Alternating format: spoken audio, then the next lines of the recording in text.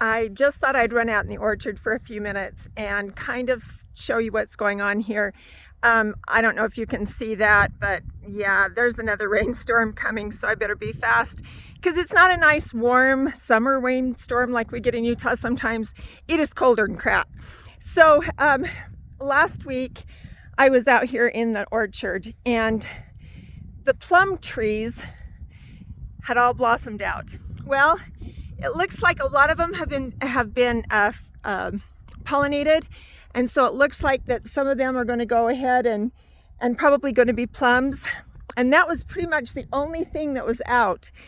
But then this morning I walked outside and I'm a little sad because I'm afraid that this is a peach tree and these little guys are just barely coming out, and if it really gets 25 degrees tomorrow night, this tree's not going to have any peaches, and neither is this one. I love peach blossoms, and I'm just afraid that after tomorrow night, I'm going to come out here and there's not going to be one peach blossom left because they're all going to be frozen. The apple trees have not started blossoming yet. They're just barely coming out with their leaves, which is okay because maybe we'll have a few apples this year. And my mom's tree, the one that we get a lot of apples from, it has not blossomed out either. So maybe it's going to be good. I don't know. Look, they're so pretty. And they're going to be so frozen after tomorrow night. it just makes me sad. See, that's the thing about all of this, whether it's in your garden or your orchard or like over there in my berry patch. Those haven't even hardly turned green yet. They're kind of knowing that it must be pretty cold. But last week, the Nanking cherry bush was just covered in blossoms, and I've got a video I will attach to this video that shows how many bees were out there because you can just really hear them. And I think that we're going to be okay with those because I think they all have been pollinated, and I think we'll have a lot of Nanking cherries. And I ended up with quite a few of the same kind of bush. Like this is a Nanking cherry right here. Whoops, not there.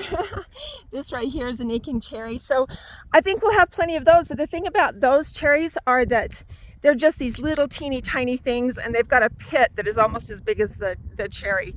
And they're really good for jelly and, mostly jelly. We have made syrup with them, and it's really yummy. But those have usually been because they didn't set up when we made jelly. Then they just became syrup, but they're really good on pancakes.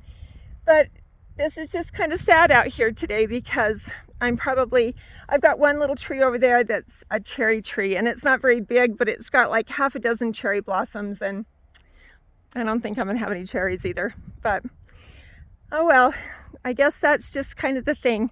Sometimes you have an abundance of fruit and sometimes you don't. And so my opinion is that when you have an abundance, you've got to really make hay while the sun shines. Or in my case, don't stand out when it's getting ready to rain again. But, well, it's okay. I've got a lot of work to do out here in the orchard. It's just that I'm not going to do it until I've got that greenhouse up and doing really, really well. But when I do that, when I get out here and work, one thing I was going to tell you. I was watching a video the other day, and this gal was talking about she goes out and plants pumpkins in her orchard. And the reason she does that is because she doesn't have, like, some orchards have grass under them and stuff, and I don't have grass in mine. And I do have a good watering system to all the trees. And so I thought maybe what I could do, because I haven't started any pumpkins, maybe I'll go down and get some pumpkin seeds and come out here and maybe we'll plant pumpkins in the orchard. Maybe. But I'm going to go in the house now. It's cold and I'm a little bit miserable, but I'll attach that other video so that you can see those bees in that tree and how wonderful they were. But you guys stay warm If you're in Utah, I hope you've got your coat on. If you are even further north, I think it's really coming down in Idaho. I hear it's really cold up there, and also in Montana. So you guys be warm if you're in those areas. If you're in Colorado, I hope you're getting a lot of this as well.